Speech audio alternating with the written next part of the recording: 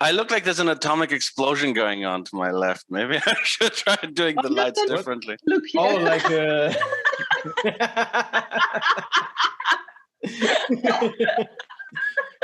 I have a window right next to me. That's yeah. Did you have a haircut? Yes, I have short hair. Yes, I no longer look like a caveman for the first time in 20 years. I don't believe it. That's unbelievable. How long was it? How long was your hair? Oh, I had a ponytail. Yeah, it was fairly long. Nice. For literally 20 years. But when did this happen? But this happened like 4 days ago or something. Oh, okay, so it's really recent. Okay. Yeah. Do you feel a lot lighter? Yes, kind of. Yeah. And just a bit less insane looking, and that's helpful. Yeah. Really? Are you Greek or German or both? Both. I'll get my coffee. Nice. Don't worry. Both. I tend more towards the Greek side, but yes, I am both. But you live in Wiesbaden. No, I was born in Wiesbaden. Where I live is a bit of a complex question. I'm in Greece right now. Okay, me too. Yeah, I mean, I grew up there. I didn't grow up in Germany. I was only born in Germany. I see. Okay, so yeah, of course, you're more Greek then. I mean, my mother is German. I learned German at school and so on, but I grew up here in Saloniki, so. I see. Okay. I was so sure you lived in Wiesbaden. I even said to Chris, yeah, tell Jonas I played there. No, I was born there, but nothing much else. Yeah. I celebrated my wedding there because there was a good Greek restaurant. Is your partner Greek or German? She's German. Ah, this is why. Nice. So we get to know each other basically today. Yeah. Hi guys. I'm sorry. Well done. Well done to you. The thing would not be imaginable without what you contributed to it. It's like completely different now. It's amazing. Thank you. Okay. Yeah. When my cat. I think so. You can't see her, but show her. There's a tail now. Oh no! I can see Misha back there too on the he's on the chair standing. Oh my god! There. That's a bit scary. I just Okay, you need to sit here now. I found that cat. Yes, this one. Yeah, that really? one. Yeah. Where? My wife and I were in Kalliopi. And we came across this tiny kitten, and it didn't have a home. It had been abandoned by its mother, and it was incredibly starved. I mean, we couldn't keep it, so we were like, who needs a kitten? And Chris was like, oh, I could have a cat. And then we drove from Kalliopi to Athens, and then back just with him in the car. So nice. Oh, Dudu. He's very sweet. He was like this small then, and now he's kind of huge. Yeah. No. Yeah, they look like nice cats. They're not. I know. Yeah, if I have to get up like 15 times during this talk here, that's because various cats are scratching at doors and now you have a lot. You too. You have cats as well. Yeah. Hey, yeah, you have. I have 6 cats. So no. 6 cats. Amazing. Yeah, but they're still. We would like to meet them. Yeah, they've kind of accumulated over the years. We probably shouldn't have this many. It's cool that you can have them free roaming, sort of, because we are on a 3rd floor, and I don't have. They just have the balcony, and it's a small balcony, and that's all. And that's why they are also they're very hard to travel. So if I have to go like to my parents' house and I want to take them with me, when they get into the cage, they're really like very, okay. Now it's just like right here. Let me just, I think it's worth moving the camera. Of course, sitting, of course. Oh, right. On the mixer, And it's the only time of the day that we'll do that. when we were actually working on the the edit, every now and then there would be like a bling, blong, blong, and I'd be like, "What's happening? What's that music?" And it would be one of the cats they're walking working over on the keyboard. they're working on the keyboards. Like John Cage. Yeah. Or Chris would start swearing, and he would be like, "Damn it, he's changed all the settings again." That happened like multiple times. Oh, that's nice though. Jonas, well done for the. We didn't talk before we were talking to Chris, and well done for the writing. Yeah. Well, thank you. So how did you two meet? How did we meet? Okay. Yeah. That's a cool question. I think story, it was 2012. I think we first contacted, or maybe earlier. 2011, 12, somewhere there. Something like that. I was in Amsterdam and I was looking for work in games, and we have now a common friend. I was trying to contact him because he had a small company that they wanted to do some games and stuff, and I contacted him for work, and he said, "I'm not doing anything, but I have a friend that is currently working on something," and he introduced me to Jonas. We did a project, the Sea Will Claim Everything. Actually, we even have a reference of it in Gospels. So you worked remotely for the first time as well? Yes, we actually met. Didn't meet in person. What was it, okay. Jonas? I think it was like 3 years ago or something. In person for the first time. Yeah, when you came. Was it when we brought the cat to you? Yeah, maybe. Was it that? I think it was. I think it was 5 years ago. Actually, that was the first time. But crazy. So in the beginning, you worked remotely. Yeah. We just talked back then. I think we didn't even have webcams. We just like talked via Skype, like email and stuff. But I think most of our work is remote now. It's kind of we don't really see the people, and I think we like it that way. To be honest, it's kind of like okay.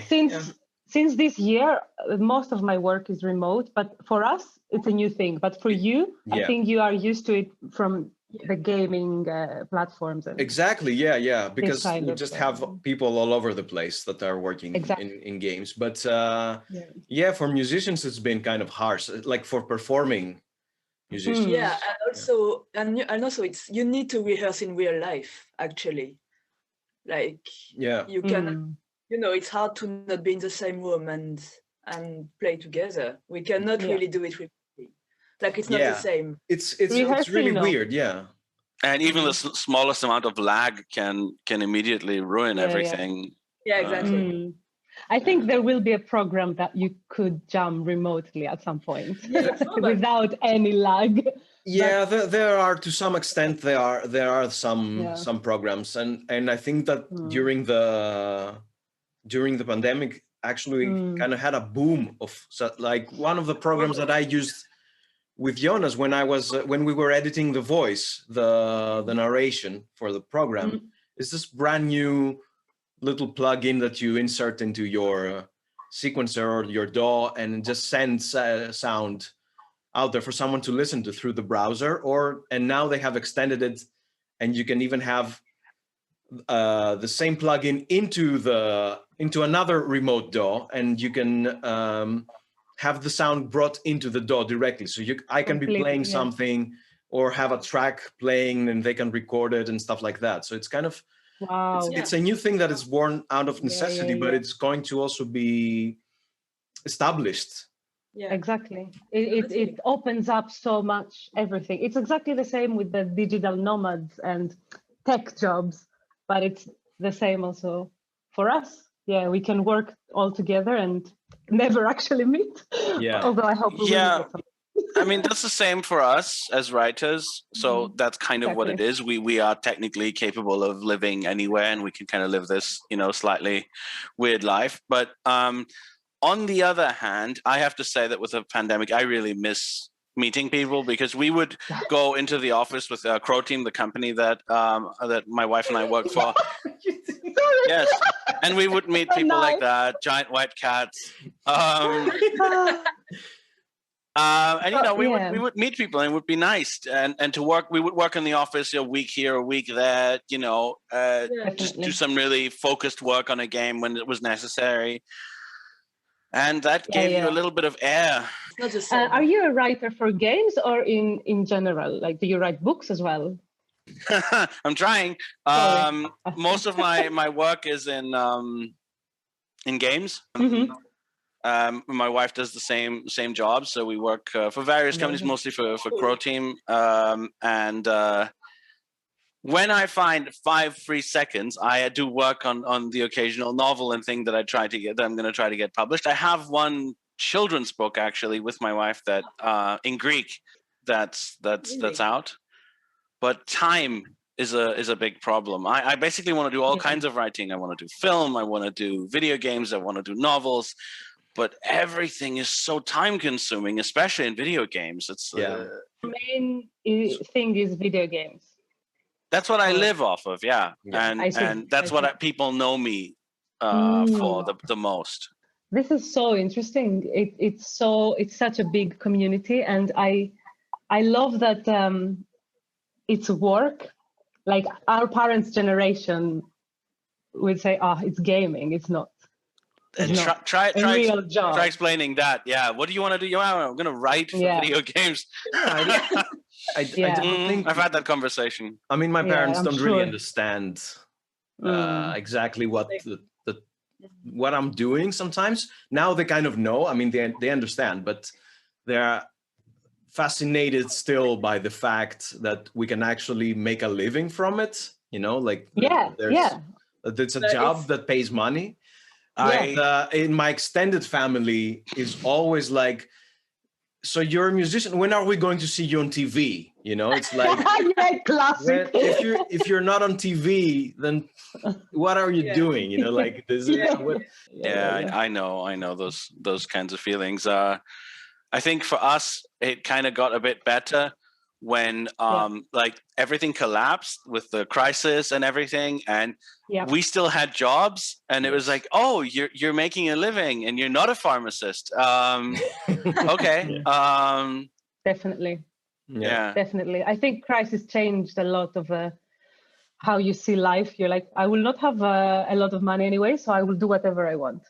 Maybe. I don't know. And also, but then like people don't realize they listen to music all the time, they play video games all the time, they don't realize people actually need to work on it. It's always, it's always surprising, like, actually people create these things, and use it all the time, and you just don't realize it's a job. I'm always a bit surprised people don't realize this. And in video games that's particularly harsh, I have to say, because people get very aggressive about it, and they're like, lazy developers, this, that. And if people understood what is involved in making a video game, it is the hardest art form. Just it involves everything, music, this, that, all of it has to be done, even like what you would do in a movie. But it also has this technological component where you've made it all, and then suddenly it breaks. And then it breaks on one person's computer, and it doesn't do this, and it doesn't do that. And it's like, I was talking to some filmmakers a while ago, and I was like, it's as if when you made a movie, every time you made a movie, you had to reinvent the camera from scratch. And it's insane. I don't actually know that making games actually makes any sense. Like it's so rarely profitable, and it takes so much effort to do, and it's kind of an insane endeavor. But also what you love. So you're the artist and also the developer, like the tech part you have to know. Well, I don't, but some people do. Some people double in both, and I used to when I made games myself, and it was really me doing all of it. Well, not the graphics, but when I did the other stuff, I needed to know that too. Now that I work for bigger companies, I just do writing, and other people do the programming and all that. But it's still, you've got 30 people or 50 people or 1,000 people, depending on the company, and they're all making this thing, and then the most random things just break it. In ways that just, you're making a movie, you point a camera at someone, he walks across, nice, it works, In a video game, you do the same, guy falls through the ground. Why did he fall through the ground? oh, he only fell to the ground on one computer out of 10. Why? Yeah, and then you go into completely... Just to clarify, not to the ground, but through the ground. Through the ground, keeps falling. Just into an infinite void. And you're like, okay, why is this happening now after, 2 years of development? So after this, what gave you the inspiration to write the podcast? Frustration. Frustration and depression, if you might be able to tell. Yeah. I felt very, very artistically frustrated at some point. This was 2019 when I wrote this. And I just felt burned out. There were things where I put a tremendous amount of thought and effort and time into something. And then artistically, the thing at the end was just not that good because of decisions other people made or because of ways in which I was limited. I mean, I was working on a video game for years and preparing its setting and doing all this work, making something really interesting.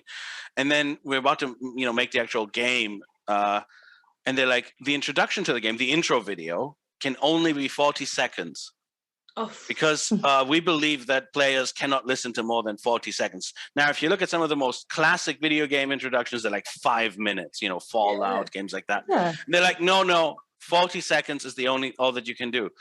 I'm like, you have me here for like 2 years developing the setting for this. I've put in all this literary and artistic effort to create something meaningful. And then you say 40 seconds. And I'm like, players will say that they're not invested in the setting. They're like, no, they won't like it otherwise. Game comes out, players say, we're not invested in the setting. Well, no shit. You made us cut everything that would have created some kind of, investment in it. And you have these insane conversations over and over. And you feel like, what am I doing with my life? This was several years of my life. I could have taken these ideas and put them into something else, like a cat. And I ended up feeling incredibly frustrated. I still do in many ways. Because also I had set out to do more things with my life than games. I love games. I think games are a legitimate artistic medium.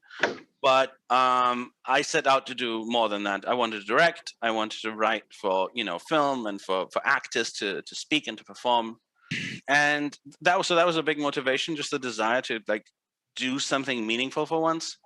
And the other thing was that I hate most art produced nowadays because I feel everything has been Disneyfied. And I hate that. I just hate the sort of... You hate the happy ending then? No. I don't hate happy endings. I hate the kind of incredibly banal stories that we tell nowadays. Actually, I'm hugely in favor of happy endings. Me too. Even the I was going to say it's kind of...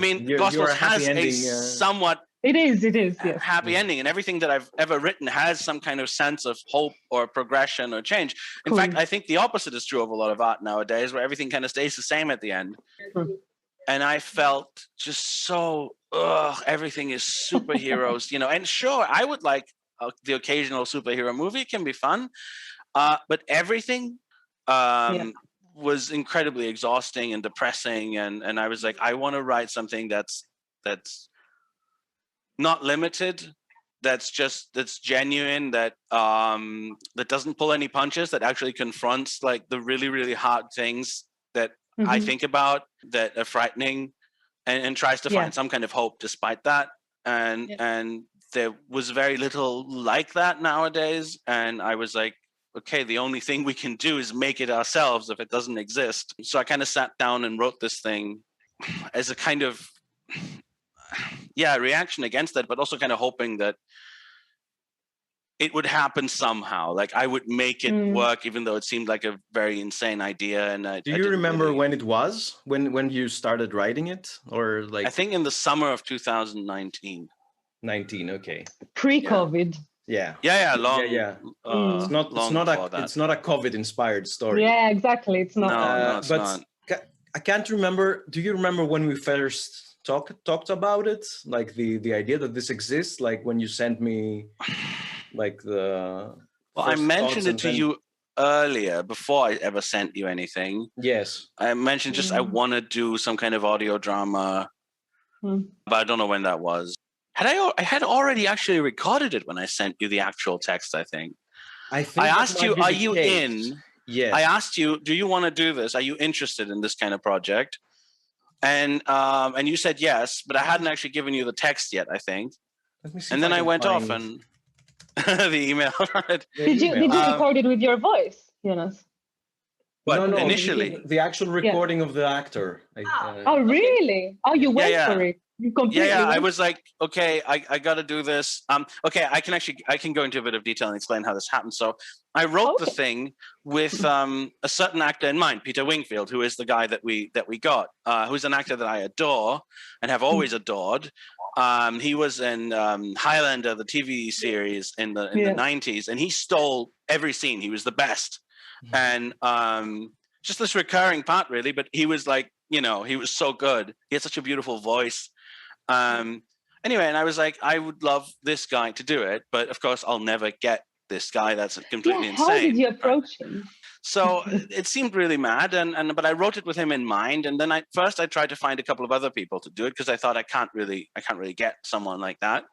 Sure. And they weren't right for it. They weren't all bad, but they just weren't. It was not written for them. It didn't fit them. Mm-hmm. But the thing is, I've done some directing for video games. So a lot of the games that we've made have a lot of story and they're very character heavy. So for those games, either I or Verena and I, my wife and I, would actually direct the actors via Skype and so on. So I had worked several times with this company Side, who do a lot of the very big video game things. And I was like, what if I reach out to them and ask them, can they help me with this? Because they can reach out to actors. They have studios. We can record in their studio. So, so we definitely know that the sound is going to be good. And they were like, okay, sure. Why not? And then they reached out and I said, okay, so I have this fantasy that I could get this actor. Can you reach out to him? And then they said, can you send the script so you can look at it and can, say a couple of things of what it's about. And then I got, word back that, okay, Peter wants to do it. And I'm like, that's amazing. What? This is happening? And this I was so nervous. So many things. Yeah, but you went for it and it happened. It's yeah. You have nothing to lose in the end. That's amazing. Well, money, but but it's a good investment. Yes, I mean, I felt that it was worth it. We're not rich people, but I felt like, okay, I want to make this happen. I want this to be a thing. And I had a bonus from a game I had worked on previously that was lying around, and I thought, we can burn this money. Yes, basically. Burn it away. Yes. I killed myself on that game, and it sent me into a horrible spiral of depression and made me sick and all that. So might as well use the money for something good. Yeah, I think that, what you said earlier about like the Disneyification and all that stuff, on one aspect of this, we are lucky to be able to do this exactly because it's done outside any like conventional institution, let's say. We're not working for a company. We're not, we're just doing this on ourselves. And it's even outside our general field, which is games. So it's even, we don't even have to say, here's a different kind of game. We can say, here, this is what it is, and you can enjoy it or not. And the people who have listened to it have enjoyed it, and this is very good. But we didn't have any, we didn't care. We could do whatever we want, literally whatever we wanted. So that's a good thing. And and on the other side, of course, we kind of had to pay it from our own pockets, which is fine because we are lucky to make some money from games, so we can invest in that. But it's an investment only in the terms of our own psychological cleansing, otherwise we're not, there are no ads, there's nothing on it. It's just like, we just wanted to do it. We just wanted to do it. Something that you love. Yeah, I was gonna say, I think all artists have the same problem. No, even us as musicians. Yes. We talked a lot about it with Kalliopi. Like in one side, you have to earn money because you have to live, and you cannot just be outside of society. You have to pay your rent, and you have to eat, and you have to And at the same time, you are an artist and we chose to live from our passion. So it's always a bit tricky to find a good balance. I think, I mean, I totally get what you said, Jonas, before. It's really hard, I think, especially in our field, to find a good balance between money and what you actually love and it's really weird. Yeah, because you also run this very real risk that your very art, like the art that you actually produce, it actually becomes something that oppresses you and depresses you. You know, if you're constantly working just for the money and on projects that you might not love that much, then at some point you're like, okay, I'm living off my music or my writing or whatever, but am I happy with this? You know, am I getting something back from it? So you kind of have to find this balance and break out a little. Find a good balance. Exactly. Yeah, do your projects with your friends as well, which is, I think, for me, it's the best thing. Yeah. Actually, I actually wanted to ask you guys, how did you meet? Because you're now not living in the same country. No, we're in a different country now. We used to live in London, both of us. So do you want to tell the story? Or should I say? No, we played in the same orchestra for like a year in London, and we had like a crush on each other, like as friends, you know, when someone and you just, I want to, you know, I'm gonna love this person so much. And so we played together. And it was like 5 years ago, 6 years ago. 5 years ago. We had a karmic thing, like we saw each other and we're like, you're here. You're here too. And we played with the quartet, with trio, in orchestras. And then we were super good friends. And then we were like, we kind of love the same aesthetics in music, and we love experimental music and drones and weird wooden sounds from our the organic stuff. Yeah. I should, but also I should bit of noise. I should say that since you mentioned it, you have a duo, and it's called Turquoise, right? Yeah. Okay, so we have a link in the description for that. I know that nobody will ever open the description and click on links. This is how YouTube works. I do sometimes. Yeah, you're the exception. Trust me on this.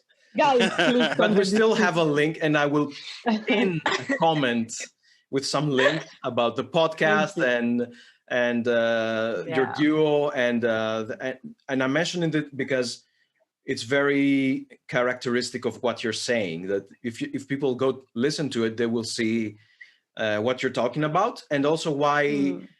To me, it was a kind of obvious choice to contact you guys for the project, because listening to your recordings, I was like, I instantly knew that I wouldn't have to explain things to you. You can also improvise a lot, and you did a lot of improvisations, and we would have the material to. Okay, so but sorry to barge in. You can continue with. No, it's fine. Thank you. No, I was just saying that we just realized that it's the best thing that you can do as an artist is to make your project with your friends. And exactly. I guess this is my advice to anyone that is an artist and is a bit confused. Yeah.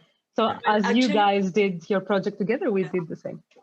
And I was going to say, we started because we kind of had a big crisis, the two of us, in terms of music and in terms of choices in life.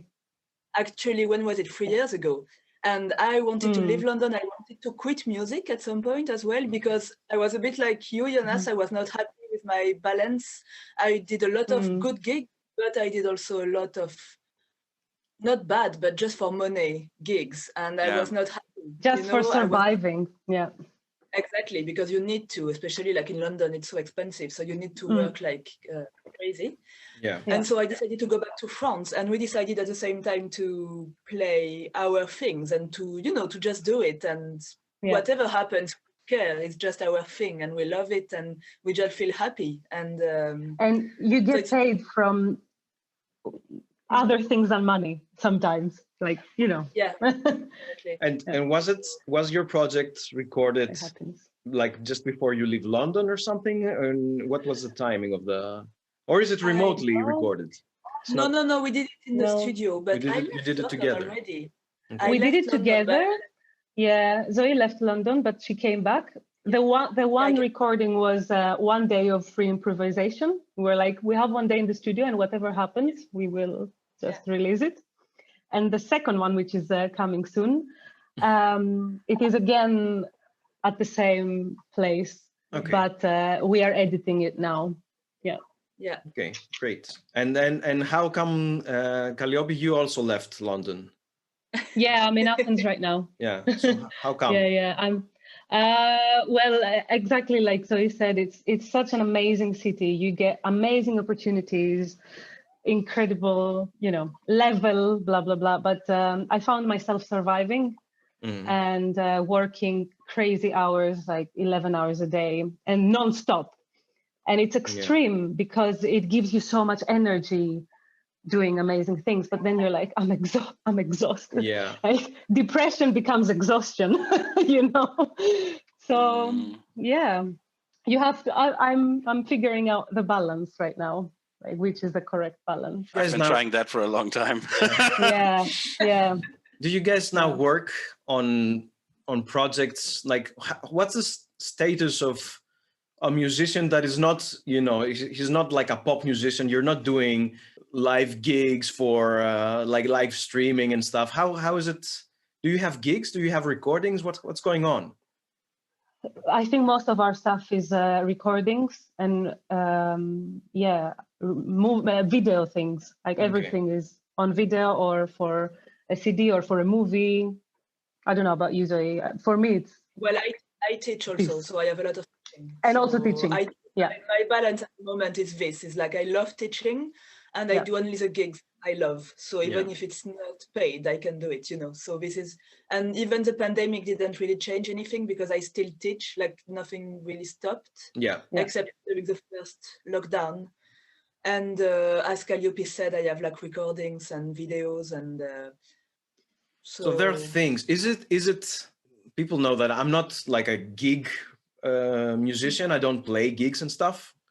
So for me, it wasn't any particular change. It was like, I'm still here on the computer, writing, playing and stuff. True. But for you, it must have been some change. I mean, obviously you're not playing live gigs anymore, but were these things like the recordings and the videos and stuff, did they increase, or did they also have to decrease a little bit just because it was harder to, I don't know, how did it change? That I'm asking. I think we are lucky musicians, both of us. I know very unlucky musicians that had to basically do another completely other job. and do another job. Yeah.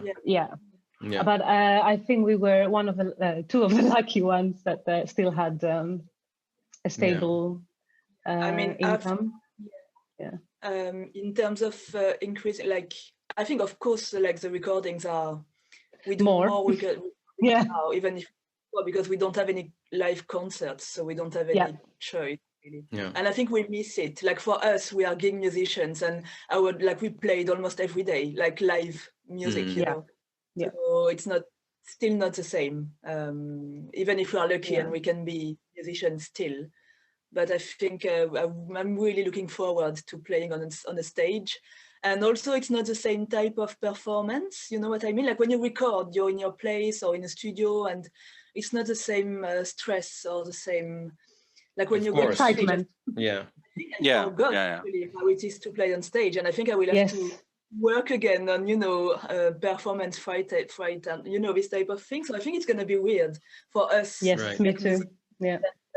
Live performers to actually go back on a real stage in front of a real audience and not a camera. Or it's gonna be definitely. Was it for you mostly like ensemble gigs or orchestra gigs or everything? Music, orchestra. We did pop music as well. We did like in London, especially. You have a lot of movie recordings from movies, or everything really. Right. The thing I miss the most, I think, is festivals.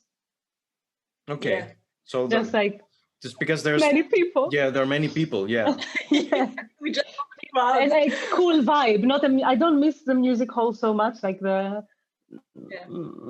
Yeah, I get it. Festivals, summer festivals, I miss the most. Yeah, you get it. You get it. Can I ask you something? Just I had this in my mind. You mentioned how you met and kind of instantly clicked in a way. Are you different kind of people? Are you like opposites? Are you what? I think not at all. Okay. I think we're very similar. Okay. Okay. Yeah. So basically, we are narcissists, Zoe, maybe. That's fine. Maybe. No, we are like siblings. And I wanted to like, yeah. What about us? I wanted to ask as well.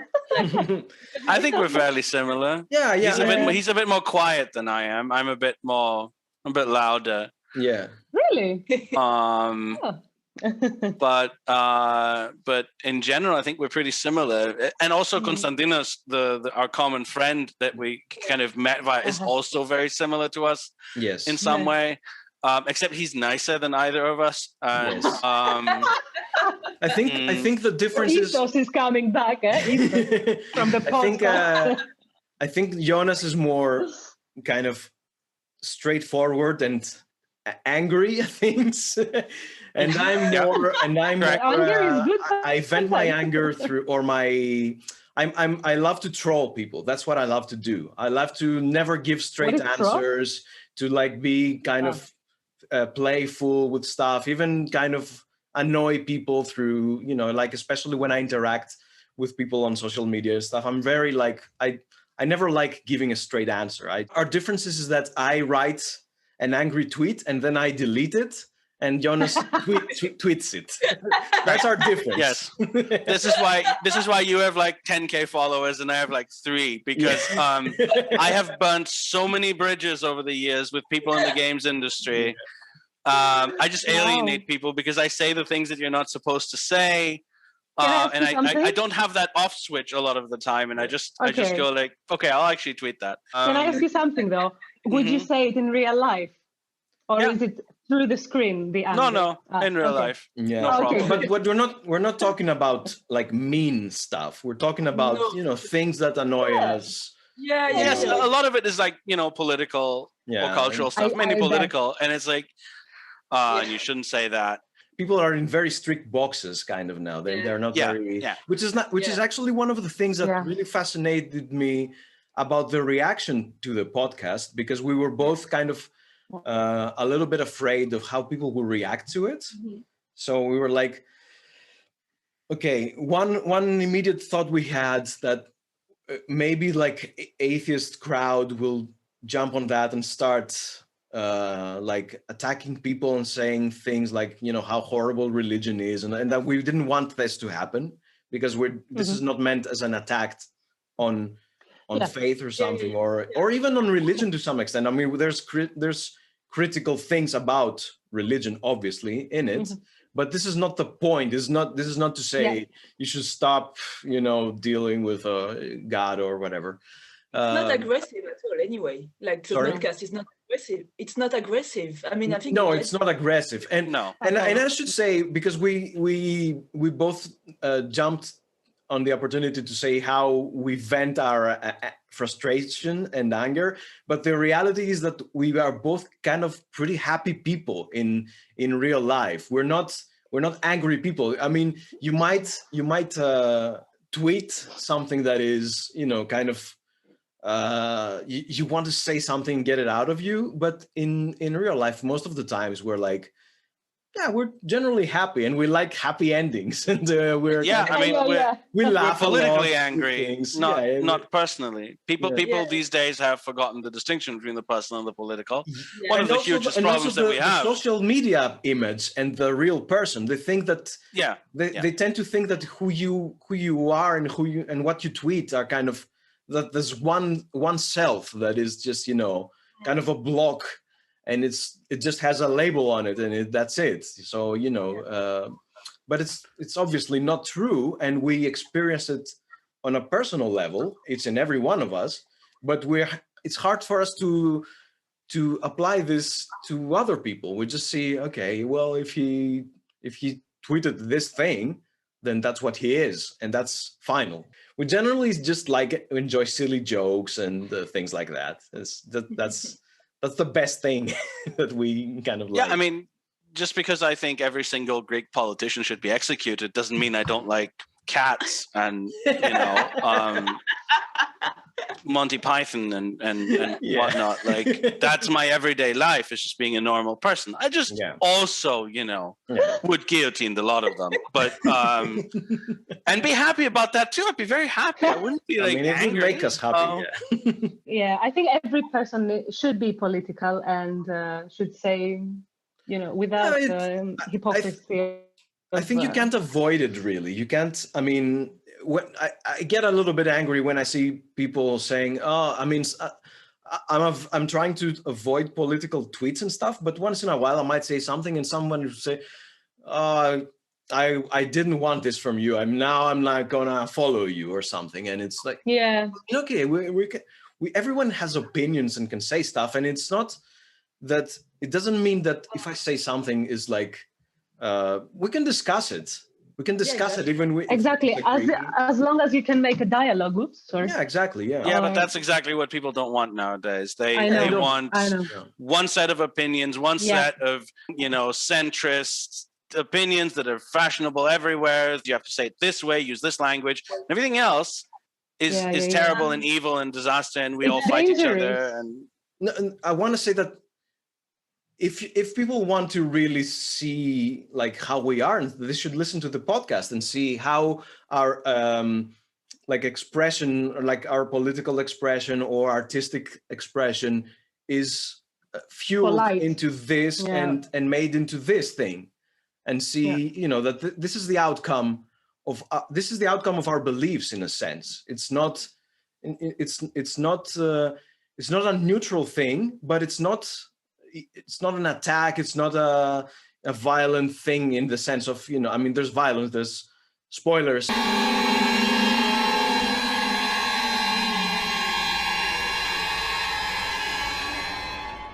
There's a revolution at the end.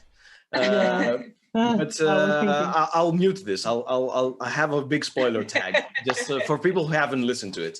But we present ideas in a normal fashion, and and not in the sense that this is the right thing or the wrong thing, but in a way that's, just think about it, and you might find things that you agree, you might find things that you disagree. Each episode deals with a lot of different aspects of stuff, of faith, of human interaction, and all that stuff. And so, I think the thing is, very philosophical. We had this with the Sea Will Claim Everything as well. So our first project, our first project together again. That's a game essentially about the economic crisis of those years in Greece, and it also kind of goes to Ireland, Egypt, and stuff. It's through a fantasy lens and through its own very funny and eccentric language, but and a lot of silly jokes. A lot of silly jokes, yes, and a lot of weird literary references and things. But it is inspired by those events, and it has a very strong position on those events. But it's transformative. So to me, art takes real life things, including politics, and you go through this alchemical process, and the story comes out at the end. But the story is a work of art. It's not an essay. It's not like, here's a bunch of opinions that have been stuffed into a narrative for you to have, to you to somehow accept these opinions. It's and I think that's the essential thing. The thing that comes out at the end is not political, in the sense that it may have political themes, but it's not an act of politics. It's not a replacement for political action in the real world, or for forming your own opinions. It's simply it's something transformative and transcendent in a way, the only transcendent thing that I know, and really, where you take all these elements of what you experience and believe and how you see the world, but they become a story, and the story is not the same thing as a political act. And the thing that I think, the reason that people react well to Gospels of the Flood and the Sea Will Claim Everything, even if they don't share those beliefs, because we had right-wing people who liked the Sea Will Claim Everything, which is definitely not, it doesn't come from a right-wing place, but there were people who were quite, conservative or right-wing, and they thought, no, I like this. This is genuine. And we have people who are religious and people who are atheists who both like Gospels of the Flood. Yeah. And I think that's because it's still that old idea of art, where art is something that may be rooted in your politics and beliefs, but it's not some kind of propagandistic, here we just stuffed some ideas into this for you to like. Or meeting quotas because there's also a thing in art now. And now it's very I don't know, what a lot of artists do now is like, oh, we have to be political. So we tell a story, in the middle of the story, somebody turns around and says, the patriarchy is bad. And then it goes on. Like, that's basically what it is. And you're like, this doesn't feel genuine. It just feels like you're just stuffing these things in there. And then people react very badly and they say, oh, I don't want politics in my art. But usually what they mean when they say, I don't want politics in my art, is I don't want politics in my art that's just been kind of plastered on, that's just feels like this fake additional thing. Patronizing. Yes, exactly. It's condescending. If it's a genuine part of what the thing itself is, if it comes from what inspired it, that's completely different. And people tend to react differently when you do that. Absolutely. Yeah. I loved the bit that you talk about love in the podcast. Like I found myself very moved when he's like, he was with her and he knew where he belonged. I was like, oh! And like love and loss and all the. This is the episode that we actually reference. Spoiler tags. This is the episode we reference the Sea Will Claim Everything. But it's a beautiful episode, and I particularly like the idea that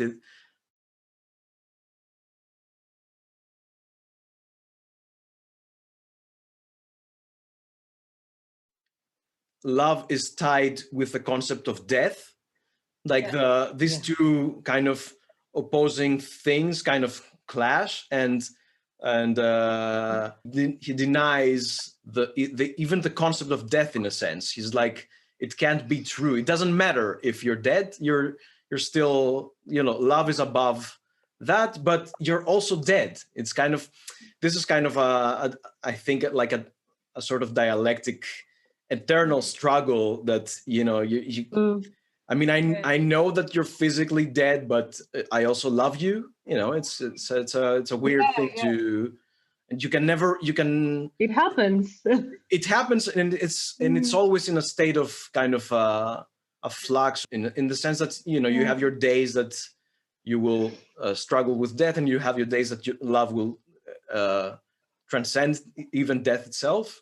And it's one of the very beautiful moments, very moving moments in the episodes. Yeah. I just think I just wrote it because it seemed true. Because I'm a fairly romantic person. I've been married for a long time. I got married fairly young. Love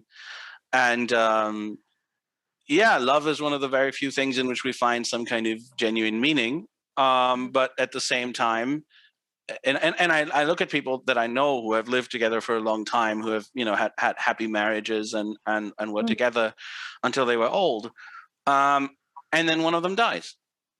And you're like, now what? Like poor Prince Philip a few days ago. Okay. I mean, we're talking about humans, not lizard people. You know what? I'm sorry to derail the conversation, but I did genuinely saw an article in a Greek media site that talked about the tragedy of losing someone that you're with for like 70 years or something. And it had like a very a picture of the Queen and a shadow of Prince Philip, that he's not there anymore. And I was like, you know what? Go for yourself. Like royalty, you can go for yourself. Because you have like lived as a leech for your entire life, like from the money of like the British people and stuff. You do nothing. Monarchy is bad.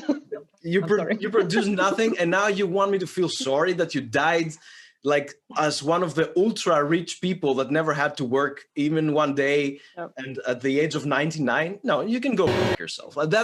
I don't care about your love and your pain. I don't give a fuck. I'm sorry, but you can continue. Yeah, that's I advocate the French solution for such problems. I agree. But ordinary people, normal people, they go through this, and then somebody dies, and you think, I mean, look, that's what's going to happen to us, right? Like, I'm going to be something, and I'll have a heart attack, and I'll drop dead, and I'll be gone, and my wife will be alone, or the other way around. She'll get smothered by having too many cats in the house, and but then she will turn into Catwoman. That's yes, what we know. Yes. Superhero movies. That's how that works.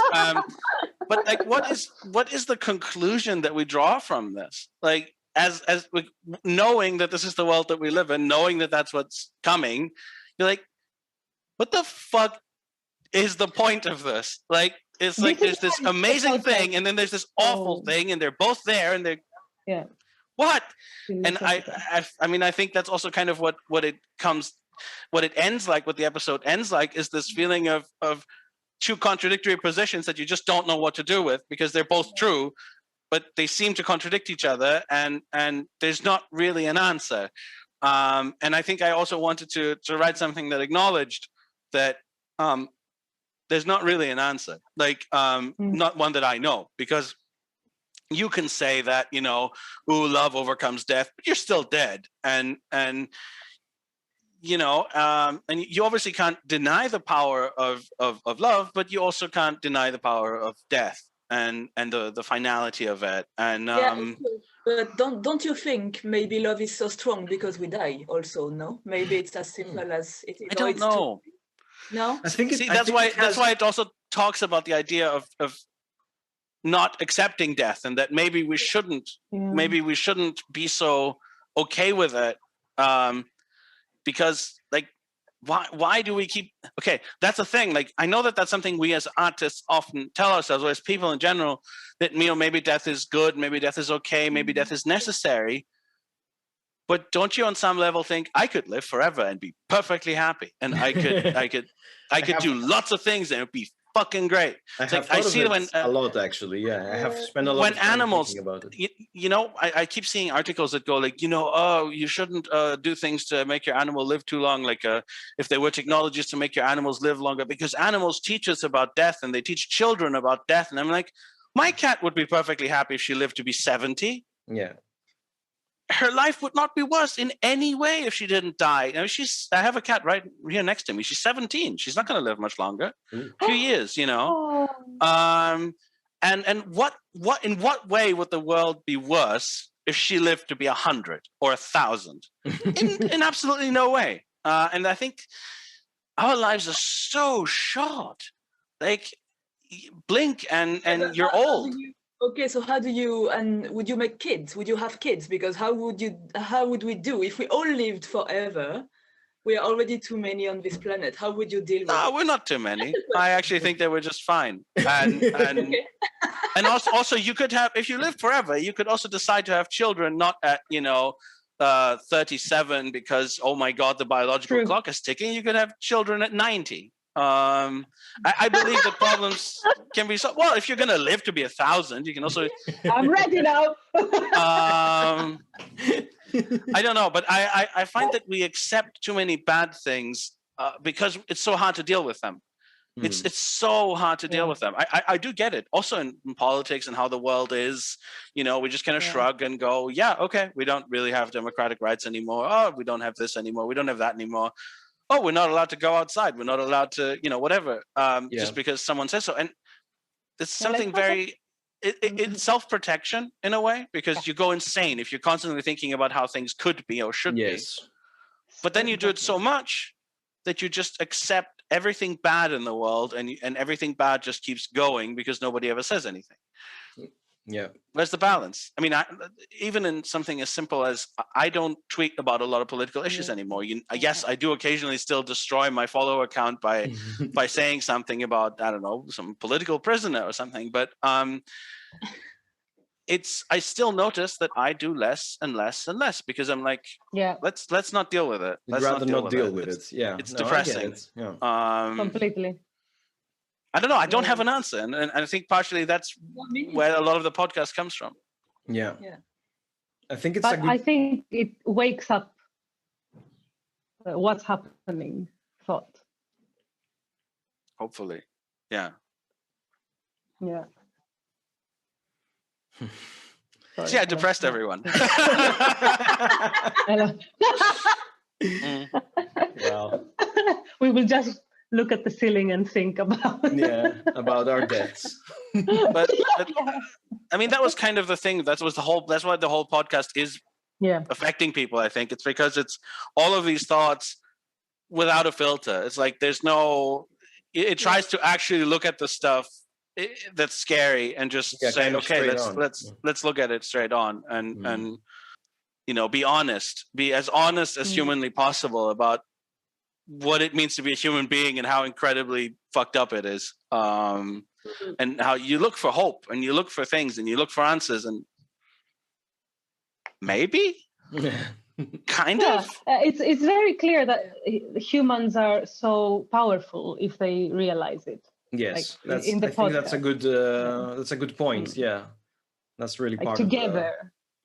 Together we are capable of doing things, and alone we're incredibly weak. But coming together is incredibly difficult. Yes, especially these days, as we said before, it's like everyone wants to fight and be against and be the devil's advocate and everything. A lot of even the ideas of like, let's remember how to be. It would be nice. It would be nice. You get that occasionally where people say like, oh, we should all just work together, and then what they mean is all the political parties should have the same policies with no, and do whatever they want without us having any input. But what is really missing is just an idea of some kind of universal humanity, and that we all have the same needs, essentially, like almost all of us, except people like certain princes and queens and whatnot. But the vast majority of us have the same interests. We're the same kind of thing, and if we could know that, we could accomplish tremendous things. But we seem to have forgotten that, and we seem to be sorting ourselves into ever increasingly small categories of what we are. And in fact, this is one of the things that I really liked about, and I'm gonna bring it back kind of to the people in a sense, because we got a lot of comments from people. Because I said in the beginning, we were afraid that maybe atheist people will find this podcast and see, oh yeah, religion is bad, and we didn't really get that at all. And in fact, all the people that were hesitant to listen to it, I think most of them were atheists because they saw the title and were a little bit afraid. But a lot of religious people listened to it and had to face like their own struggle in it, and then you started seeing kind of comments where people having discussions about it and kind of realizing that maybe we don't have that many differences, or that we're facing the same struggle, or that I've had people saying I had similar experiences this episode or whatever. And you kind of see how this is kind of unifying people in a sense, and seeing that we're not that different in a way. We're not. I mean, you might, I don't know, believe in God X or whatever, or Zeus, but the everyday stuff that you fight with, or even the struggle that you have with your own faith, is the same and can be shared. And that was the most happy that I got out of this. The most excitement that I got. Come on. Beautiful. It comes down to respect. We had this sort again. of reaction from people, that we had this sort of, nobody fought in the comments. Nobody. That's what I mean. Yeah, and that was really kind of exciting for me to see, because also I mean, gaming people are kind of notoriously fighting. It's very easy to have two people that are in games and start fighting each other. I mean, and okay. I was kind of afraid that we might see something like that, but it didn't happen. And it's really... and I come back to what you said, Jonas, before about, and what you said also, Chris, like nowadays, everything is a bit like Disney, like a bit superhero and a bit the same thing. But as soon as we give something good to people, when I say good, I say something clever, like the podcast, I think, like, it's not black or white, it's just gray, and as life is, I think people actually can react to this, and we are not stupid. I think this is the main problem nowadays. Like, we give a shit to people because, of course, people will think shit if they see only shit, but if we give them something really clever, we react to it, and we are all the same. Like, when you see a good, like a movie like which touches you, or like something really deep, and you think, oh, it changes you. And I think we're all the same. So I think it's great to have this type of podcasts now, because of course we're all the same and we can react to good things. And I think it's hope, like it's a lot of hope for... Yeah, that's a good point, actually. Than what we think. I had a similar experience before once, actually. We made a game for Crow Team called the Talos Principle, which is a game about philosophy. And shares a lot of themes with this, and they were a company best known for making shooters, and there was an expectation that people would be very negative towards the game when it would come out, and actually people were incredibly positive. And while I do think that we're in a very bad place culturally, I think there is I think most people are not particularly stupid, and most people are interested in complex things. If any, okay. Let me be very, very critical. I think the dumbest people alive are the smart people. The biggest problem we have is that the intellectual class of people has embraced various beliefs that are just unbelievably stupid. And like, I have more faith in, a plumber or someone like with a normal job to listen to something intellectual and appreciate it than I do in an artist, because most artists have such convoluted ideas in their heads by now, by which they judge everything, such strange moralistic constructs, that they struggle to do so. And I think the biggest disappointment that I have personally is that we live in these very dark times, and artists and intellectuals have so little to offer to anyone right now, when they should be offering so much more. For whatever reasons it's developed in the way that it has. But I think there's a huge disconnect between huge amounts of artists and the real world and real experiences. I think one very pragmatic reason for this is that artists and art critics are now kind of tied into this Disneyfication of things. And if you want to be an artist and if you want to be an art critic, in order to survive, you must talk about. Come on, you must talk about the latest Disney movie or the latest Marvel property or whatever, and because that's they kind of think that this is what people want, and also it is. People do consume it. We should not deny that. And so the conversation has turned. I see people that I know, and they understand a lot of things about art, for let's say films in particular, just because it's easier to put it in that box. I know that they know things about the medium of film and the art of film, and they sit and talk about the how good the latest magnificent female movie is, or the latest US super soldier movie is, or whatever, and how artistic it is, when it is obvious that it's not artistic. It is super obvious that it's not, but they're trying to find art in it. They're struggling to find art in it, and the conversation has turned into and don't get me wrong, I'm not saying that we shouldn't have movies like that, because my favorite movie is Gymkata. Gymkata. And if you can find a worse movie than Gymkata, Gymkata. Please send it in the comments, because I would love to see it. I would love to see it.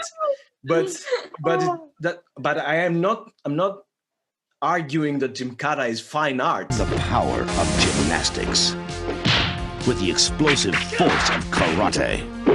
I'm not trying to do this. I don't even know that movie. It doesn't matter. Gymkata. I can extrapolate some lessons from it, how not to do things, and there's a value in that. Okay. But I'm not gonna sit here and argue that I'm having this kind of transcendent experience when I'm watching Gymkata or The Room. Anyway, how is your sex life? You know, I can. The Room is amazing. Come on. No, the Room is my. I have 7 DVDs in my house. Okay. And 3 of them are The Room. I have it on Blu-ray, and I have it on DVD, and I have a Johnny underwear. I legit have a Johnny underwear. Yeah, and you're wearing it right now. I'm not wearing it right now, unfortunately, but I do have it. But I'm not fooling.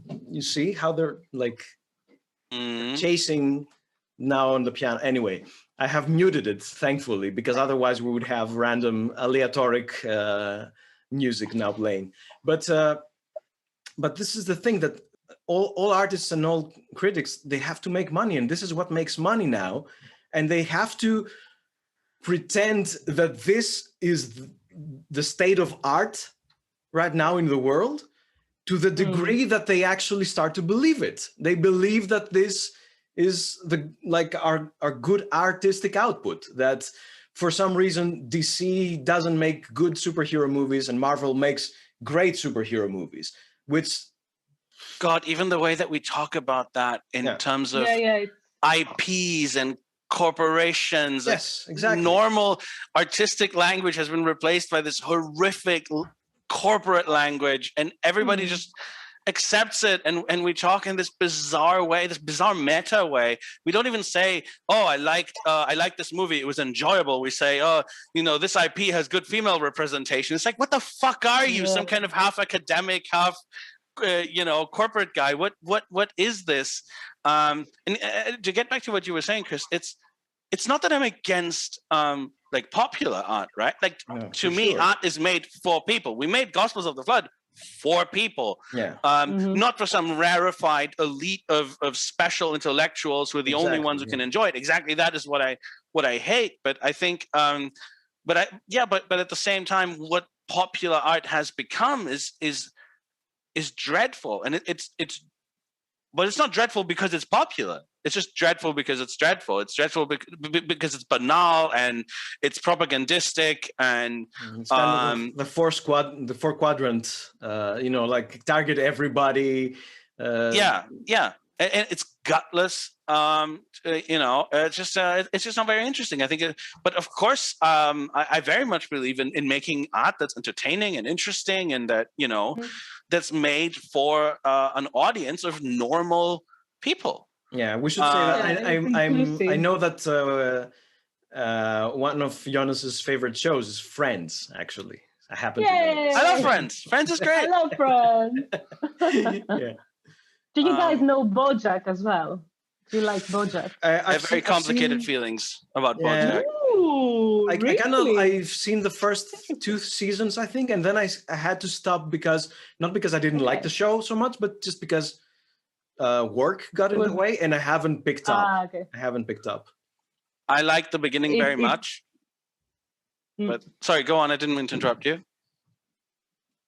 It's just that I think from the third season and 4th season, it becomes super dark. But I got the feeling that you would like it, but I'm wrong. I liked it very much in the beginning because I felt that it was actually very dark, and I felt that it had a tremendous amount of humanity in the beginning and sympathy.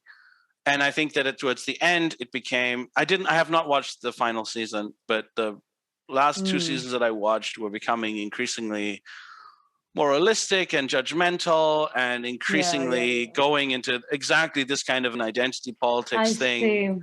And they lost to me what what made it sympathetic, which was that it understood the pain in the character, and increasingly it became this very simplistic. Maybe it's also because mommy was mean to you, and everybody's a sexist, and it would just get so flat. To me later on. I think that maybe also has to do with just how this, like, the system of production works, because if maybe the writers after a point cannot, I mean, how many times can you tell the story of a person, or if you have to make up new seasons, if you have to produce more stuff, after a point you might just say, okay, let's just write. Well, I'm sorry, but it also really just coincided with this stuff becoming more and more dominant in Hollywood. Of course. And people feel increasingly the need to show that they're part of the religion. That's part one of the main thing. problems, I think. Yeah, this needs to demonstrate your how good you are. I think that's one of the. Okay, speaking about seasons, will the podcast have a second season? Because you're like the writers, la la la. So, look, okay, I don't know. What we're going to do is that this arc, we didn't reveal this. Spoilers again. They are building an arc. Yeah, spoilers. And it does have a space engine, and it's going to go to space. So we're kind of, what the second season is just going to be like a retelling of the first season, but in space. And now it's going. No, I thought it'll just become Star Wars fan fiction. Yes. You could get a sponsorship from Elon Musk. Yeah. So second season, I would like to write one. Mm-hmm. It's incredibly challenging, because I don't think it can continue in the same way that season one did. You can't. It's moved into a space that's almost metaphorical at the end. I said space before. I told. Yeah. It's not really in the world anymore. I don't want to do a story of like, well, we're stuck on the ark and we don't have enough food. Let's. I don't want to do like Waterworld and we're diving down to find stuff, and Kevin Costner doesn't have enough hair, and I don't want to go there. It would have to become structurally more complex, maybe other voices, maybe it would be quite the writing challenge, I think, to do a second season. I would very much like to still have the same voice in there, but it may need an additional level of complexity. So I don't think that we have to do a second season. The story is complete in a way, but then again, you can tell other stories, other books of the Gospels kind of in there. I think I would like to try, but I'm not 100% sure. I wouldn't do it if it wasn't as good as season one or better. I was very proud of season one, like in terms of the writing. I was very pleased with it. Like when I was done and had gone through the revisions, I was like, this is good. I wrote something good. I was very happy. That you don't always have that sensation.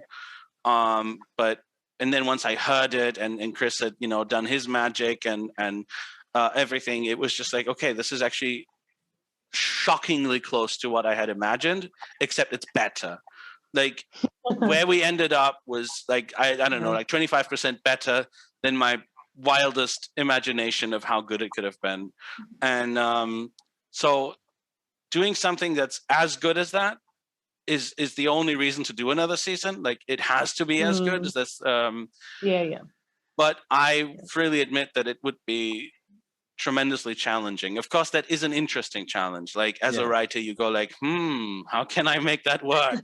And also we should say that we haven't done such a project before, and now we kind of theoretically we are much better at it. By the end of the entire thing, we have learned, what the steps are and how to manage it better, because it's really chaotic to if we were to like simply describe from recording and then filtering the numerous recordings we had of the voice and then bringing it into the session to do the sound, and then do the ambience, and then do the music, and then at the very last moment have even more music to do with you guys.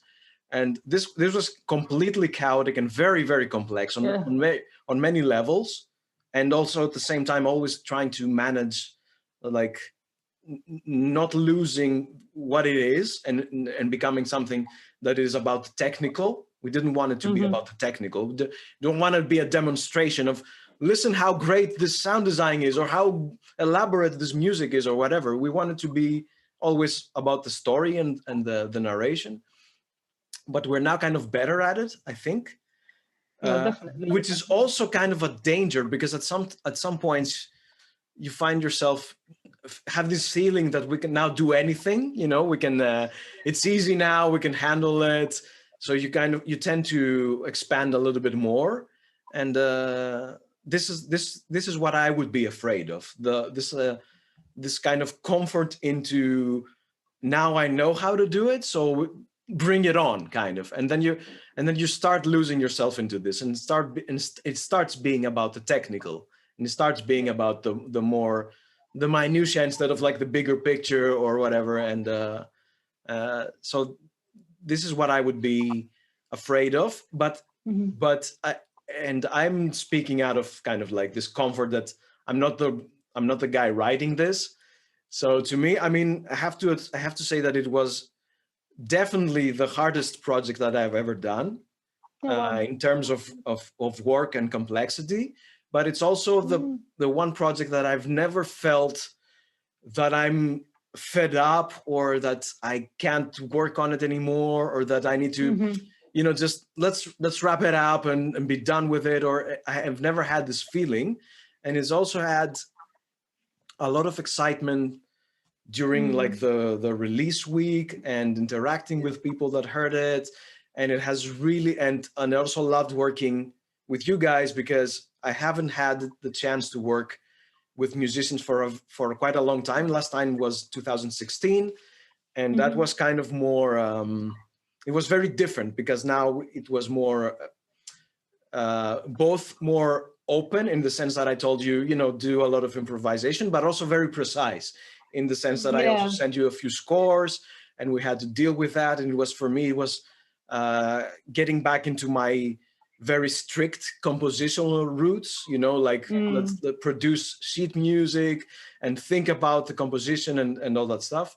And even the compositions that are not sent out to you, like all the piano stuff and things, that are very, very meticulously composed. So in that sense, it kind of, my brain was kind of working overtime, but it was not getting tired, was just getting high all the time. Yeah. Yes, I love this. This is the kind of payment you get. Yes, exactly. So in that sense, and again, feeling very like, I'm like, yeah, Jonas, he says that it's difficult, but he can do it.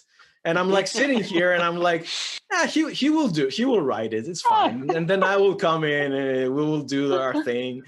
And so in that sense, I'm super excited to do a second season and see like where the characters have gone. And we have a few characters that have like appeared, and we might want to explore where are they now. Like the radio announcer, like on episode 5, or sorry, was it 4? 4 in episode 4. We would love to, see what is she up to? Did she survive high in the mountains, or did I don't know, did other people build other arcs and they're gonna meet? I'm not spoiling anything. We haven't discussed. It's initial. I'm just thinking where could this go? What would happen to them? And exactly.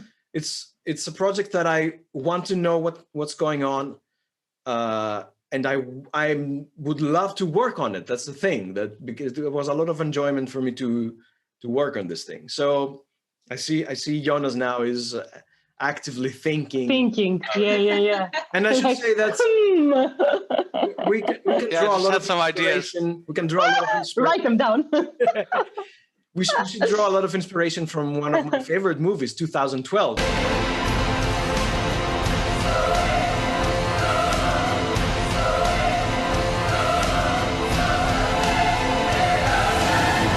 It's also about the world. Oh no!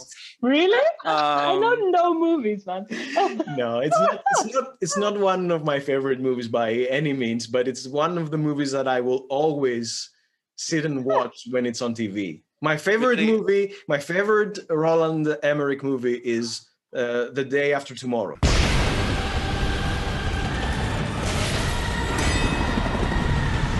Well, Day After Tomorrow has some legitimately good moments. Yes. Yeah. and a lot of nonsense, but it has some legitimately spine-chilling moments. Yeah. But I'm just kind of doing a bit of a callback about how the art that we enjoy and all that stuff. Yeah. Funny thing is about getting better, like you said, at what we do. I wrote this for Peter, but of course, I never worked with Peter, obviously. So when I actually directed him, I learned a whole bunch of things. So I learned more about his voice. So one of the temptations for me is to go back to him and have another season with him, because I've understood certain things about how to write for him. Because it's one thing if you've heard the man on television and you have an idea of what he sounds like, and it's another when you've worked with him and you really, as a director, not just as a writer but also as a director, you suddenly have this. I have a feel for what kind of sentences he's really good at, and then I have a feel for what sentences give him, a bit more of a problem, because every actor has, certain strengths, certain weaknesses, and there's just little bits. I mean, we had to cut almost nothing from the text, and everything his performance is incredible. It's one of the best things about the damn thing. I think we only cut one sentence, and that was because I fucked something up. It produced a bit of a clash in the meaning of the episode, but But the reality is that we loved his performance so much that we actually tried to find opportunities. Obviously, in episode 3, we have almost every take that he has during his reading of the text is in there, just dropped and kind of spinning around in your head and stuff like that. Just because that's because just we wanted to include more stuff, and it was at times it was really hard to make choices, and it also we could legitimately produce the same podcast with a very different feeling using different takes, because we had more calm takes, we had more anxious takes, and we could legitimately produce the whole thing and have a very different person narrating the story. It's actually amazing about Peter. Peter's voice is really like an instrument. So he can go deep and he can go high, and sometimes you can't cut takes together because it's like a different person is speaking, because his voice has changed so much in the performance. But it's lovely. It's lovely. It's fantastic. And there's just things that I realized that, we could do and that I can write for and direct for. So it's very tempting to go, okay, well, let's do a second season and push in some other directions and not do this kind of thing that doesn't work very well, or that took just a lot more effort to do well than other things. And you learn about the people that you work with. I learned things about Chris, although we've worked together several times, but this was still pretty different collaboration, because much more hands-on, so to speak. It was more we went through every episode, minute by minute and all that. So it's very tempting to go back. And another thing that I wanted to mention is, you said it's very chaotic, and it was, and we got so lucky. And at the same time, I can say, okay, I can take some credit. We're very good at what we do. But at the same time, like the way that a lot of the extra actors came in, a lot of it at the last second, the way you guys came in, so late, second. People should know. We should talk about this a little bit, because one of the things that people don't understand is that the episodes went live, and I was doing edits literally just a couple of hours before we would upload episodes. We were literally working on the because for some reason we convinced ourselves that it would be funny to release this on Easter week, because it's 7 days, 7 episodes, and it will coincide with like the Catholic Easter. And we thought, this is just another, not even a cherry on top, but like the little stem of the cherry that we can add to the thing. And because we're kind of very detail oriented like that, we thought this is a great opportunity. And the reality is we wanted to have this ready much earlier, and we got delayed because of other work stuff that we did.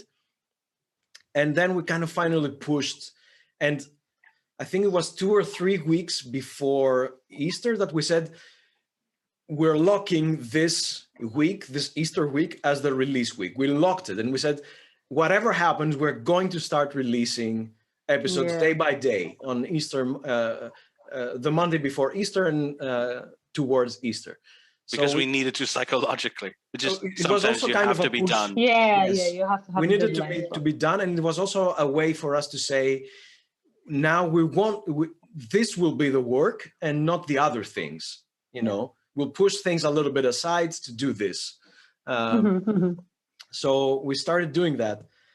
And then for the longest time, we said, we're going to have some introductions to the episode. Initially, the episodes just started with Peter's voice. And we knew that we would have a theme. And for the longest time, I didn't have that theme. I didn't have it ready. I didn't know what it was going to be.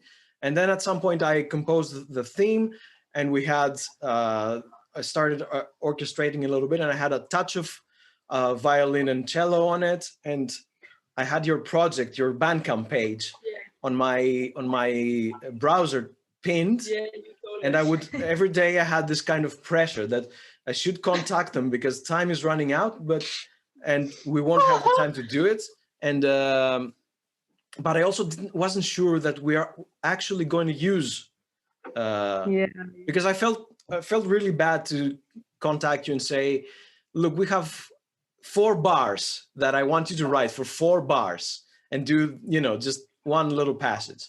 So I thought, okay, once we had the theme, I thought I will ask him for this and then say, send me improvisation stuff and I can kind of patch it in. And this happened 1 week before we were about to release the thing. Launching, and also we didn't have the introductions for the episodes, which were stuff that some of them, we started working on them a little bit, and some of them were done literally the day before. We had the recording the day before, and I was kind of working, I had this naive thought that we finished the editing of the voice, finished the sound design, finished the ambience, and so I had exported, and I had 3 stems in my session, and I said, this is going to be easy. I can, crossfade. I can do things like that. It's going to be really easy to mix the whole thing. And then we started adding music, and then it became just another huge session below that with all the music and all the drones.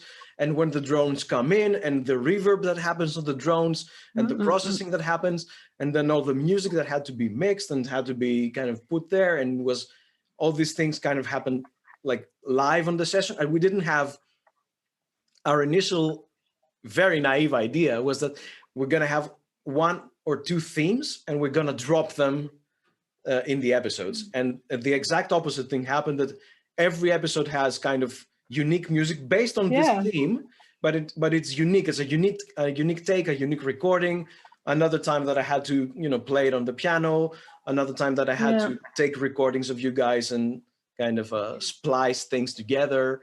And so it was kind of really hectic process. I don't even remember now why I started saying this, but it's just because I wanted because it was 1 week before the launching, and I remember we didn't check our email for such a long time, and Zoe was like, "There is a Greek email. Can you check it?" And I'm like, actually, for some reason, I thought that both of you were Greek. I don't know why I had this. Zoe. I think I just and I sent you an email in Greek, which was ignored for about a week or so, and we missed the deadline, but then we had one day Yeah. And we canceled everything. We recorded like mad. Yeah. Really? So we had time to, Wow. yeah. So we had time to, you could come back to us and say, do this and that. Like we know how it is. Like you cannot send the recording just a day before you would upload the film. There is always something to do. To fix or to ask for something more. And we should say that the music that happens on episode 3, in the beginning of episode 3, which I think is the most beautiful moment musically for me, is your duet, this little prelude, this kind of Baroque thing that happens. Yeah. It happened completely by accident, because you sent me a bunch of recordings that had you had kind of tagged them, so I know which is which, because you didn't record together, you recorded separately.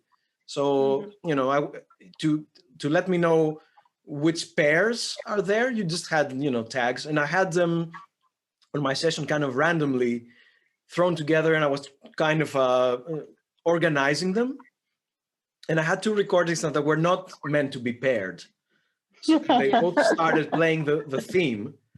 And because they're not paired, they started and they went into this counterpoint, and they went into this counterpoint, which immediately to me was like, this if I could write something, it would be kind of it could be something here. So the next, I think I got your recordings on Monday or Tuesday, and the next day I put the score together, like for the thing, and sent it to you, and I think it was even the same day or the day after. Yeah, I think around midnight. This is when exactly. Yeah, it was on midnight or something. Yeah. yeah. And you also sent me various takes of the same thing. Yeah, we played around it. Like we did a pizzicato version, like plick plick. We did a tremolo version. That is the technical term for the people. Yeah, sorry, guys. Pizzicato. No, the plick is the plick is the pizzicato. I think everybody understands. The plick is how we speak to each other. So the plick plock.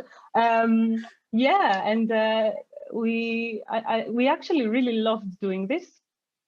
Yeah, it was so, because I mean it could be very stressful, but actually it was amazing to have, like, we have until Wednesday to complete this.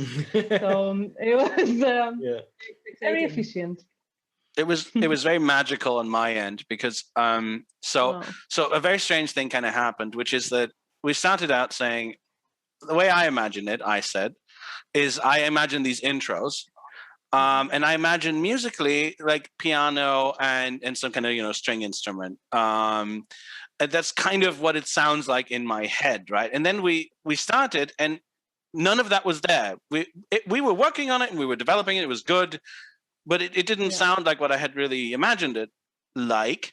And we somehow ended up with something that sounded exactly like what I'd imagined it, by a totally different sort of path. Like, and I have to say, when I heard the versions, like, it was already really good. I was really happy with it. But then when I started hearing the versions that had your music in it, it was just goosebumps. It was so moving and beautiful. It elevated the whole thing so much. And there were a couple of moments like that during the whole production. Like when we first put in the drone, I know this sounds insane, but we had the recordings, we had cut all the narration, and it was good. You added the drone, whoop, suddenly it reached another level of emotion. And then you add this stuff, and it reaches yet another level of emotion. And then we added the intros, which, like I said, they were done like in the like week before, and in some cases like the day before. And those are the intros that I had written like 2 years earlier, but then discarded and said, now we're probably not going to do this. And then I'm like, no, this is getting so good. I want to try. And then by sheer coincidence, because look, it's not easy finding good actors, especially on a budget. And we had not that much money left at that point. And the people we found, they just killed it. They did such a good job at the last moment. And sometimes in ways that I didn't expect, like episode, 6, right, has this kind of American preacher style intro. And that's a poem by William Blake, actually. So initially I was looking for someone to do it with an English accent. And then this guy comes in and does a version of it, and with a kind of fake English accent. And I'm like, it's not right. But I like the guy's voice. I like his acting choices. So I'm like, can you do this with your natural accent? And then he's like, yeah, I've been in the South for some time, and I can do a kind of Southern inflected accent. And I'm like, okay, let's push for that. And then I started pushing it in the direction of this, preacher, and it came out lovely, and I adore it. I think that was actually one of the scariest moments for me when we were working on the episodes, because it was last minute kind of, as always, but also I was very afraid of how we're going to fit this into the episode in a way that it's not a joke, that it's not, I mean, it is funny in a sense. It's not like a dead serious thing, but we don't present it as a joke by any means. And the text obviously is very serious and thematic, but we didn't want it to be like that we're making fun of people, or like that we are kind of, that it didn't want to. And I was really struggling with that. Obviously, the music is what kind of glues it all together, because if you put it on its own, it's very dry and it wouldn't make much sense. But together with the music, it kind of made sense. And it's kind of essentially, it's a reprisal of the music from episode 1. It's the exact same thing, just a different piano playing, and instead of like the church organ, we have the Hammond, so it's more kind of a revival tent sort of setting, but it just kind of glued together. I was very happy with it. But in the beginning, when I heard the recording, I was like, oh, okay, this might not work. This might be really hard to implement. But in the end, I think it kind of. I think it kind worked. Of did. Yeah. It did. I was very happy. I was very pleased with how that came out, and all of it. I mean, just like, also Jamie Lynn Marcus, who plays the voice at the beginning of episode 4, the woman asking for, talking to the people who are killing themselves, and I was like, okay, how the hell do I find someone to do this? It's very small, but it has to have so much emotion, and using some of these websites where you can, get actors to do voiceovers. A lot of these people, because this was not done with, a lot of budget, so I couldn't like go to a studio and hire someone. And these people are often more used to doing voiceovers for like advertising and stuff. So they speak very evenly and they don't perform the same way. Yeah. And she killed it. Like her audition, I think most of that in that take is her audition. She just, sent that, and I was like, okay, like that's like a million miles above everybody else, like not even close. And I had to do a couple of extra takes to use some elements of those, but like, you get lucky. You just get insanely lucky sometimes, and incredibly talented people who are not famous. You just happen to find them, and they're incredibly good. And then they elevate the whole thing even further. So that was a very magical. Oh, I have to tell one more story. When we did the intro for the first episode, the one thing that we had for a longer time is that bit from the Bible that's quoted very prominently in the intro. And while we were arranging that, it took quite a while to arrange this intro with the music swelling and all the voices, and that took a lot of effort with the two of us sitting in the edit there. And at one point, the voice of the actor, Peter Baker, suddenly aligned with the music on the last lines, and all the sons of God shouted for joy, all that stuff. And suddenly it was almost like he was singing, like it was matching so beautifully. And we just really got goosebumps, like, oh, what's happening? I'm going to listen to it again.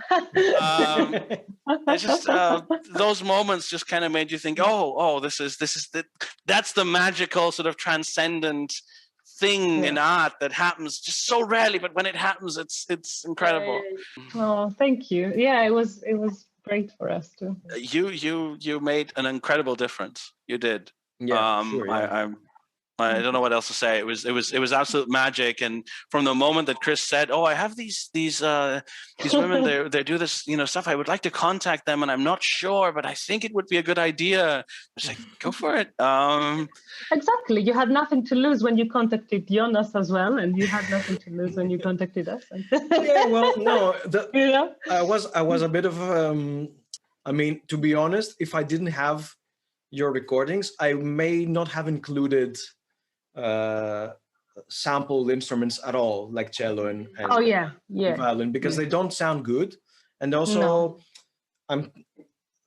if it's a different thing to have an orchestra with samples, but it's a very different thing to have a solo instrument with samples. Yeah, it sounds like it sounds very fake, and it's very kind of, you hear the same phrasing all the time, the same vibrato. It's very kind of, you can hear how mechanical it is. And even we should say this wasn't recorded in like a high-end studio or something. You both recorded at home, essentially. Home studios. But it sounds beautiful, and just with a touch of reverb or something, and it just, it comes together so nicely.